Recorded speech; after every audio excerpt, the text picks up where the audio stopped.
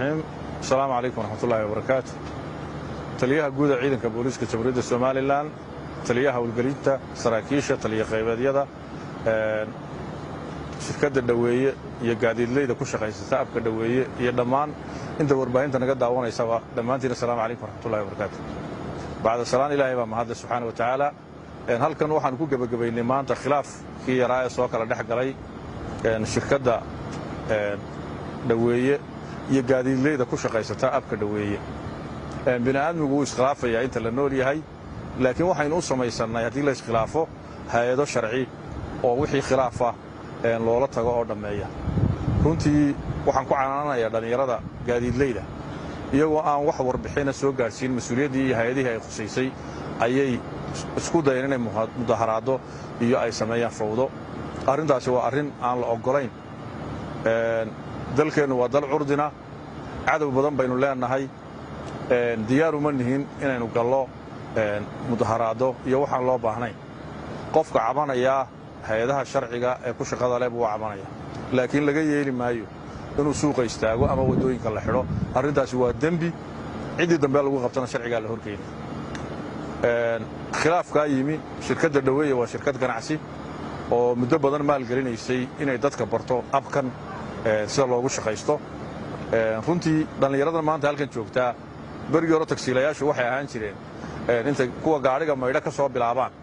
ayay dabadeedna ku weynaan jireen laakiin maanta dhalinyarada taksiilayaasha waa dhalinyarada jaamacadaha ka baxday waa aqoon-yahankii waa shaqaalihii dawladda oo waqtiga ay jaaniska shaqooyinkooda ka rawaxaan ku shaqaysta abkan dhaweeye waa dadka shirkadaha ganacsatada u shaqeeya oo iyaguna waqtiga ay shaqada ka rawaxaan ku shaqaysta runtii waa dadka halkan noogu yimi waa dad dhalinyaro ah oo dhalinyarada creamka ahayd ee aqoon-yahanka ahayd weeye waxaa loo baahan yahay dalkiina inaad u tudhaan idinkuna inaad nafihiina u tudhaan waxa weeyaan dalkan quruxdan aad ku aragteen iyo nabadgelyadan ilaahay baynu ugu mahadnaqaynaa tacab badanna waa la geliyey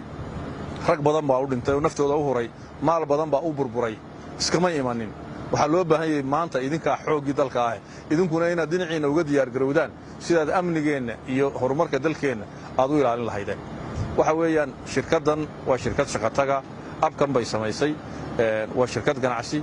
muddo badan bay maalgelinayeen oo sidaa idinku aqirteen 2018 dabayaaqadiisii bay bilaabeen maantana 2021 afartaas sannadood waxay u maalgelinayeen xaysiiska u bixinayeen wax uga soo noqdaan laakiin waxaa loo baahan yahay in dalkeennu dad dan yara baa waxaan ku shaqaysta dhalinyarada jaamacadaha dhigataa ku shaqaysta waxaan ogahay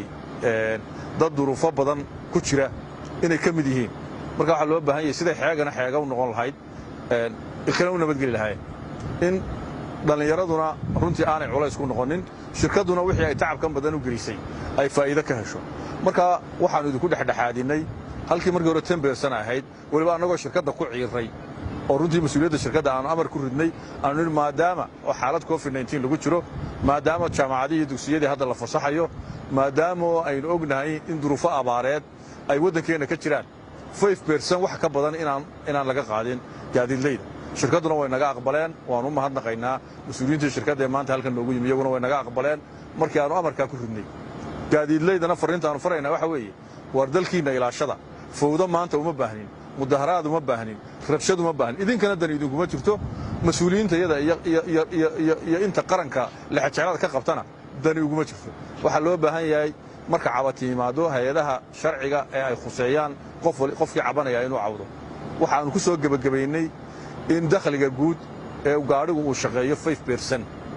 laga jaro oo shirkadda looga jaro dakhliga gaadhigu soo saaro waxa weeyaan hadduu subaxii ku shubanaya $1 halka $1 markuu ka dhamaado ayuu $1 kale ku shubanaya laakiin 5% ayuunbaa wixii uu soo saaro laga jaraya taasaa heshiisa taasaanu hirgelinaynaa taasaanu idinkana idinku ilaalinaynaa waliba waxaanu maanta laga bilaabo waxa weeyaan ma noqonaysaan waxa weeyaan waxa ku heshiisayna ku wada shaqaynaysaan qoraal bay noqonayaan iyo waxa la idin loogiyo dawladdu idin loogtahay oo hadhowta cidii ka baydha talaabo laga qaado aad iyo aad baa mahadsantiin assalaamu calaykum waraxmatullahi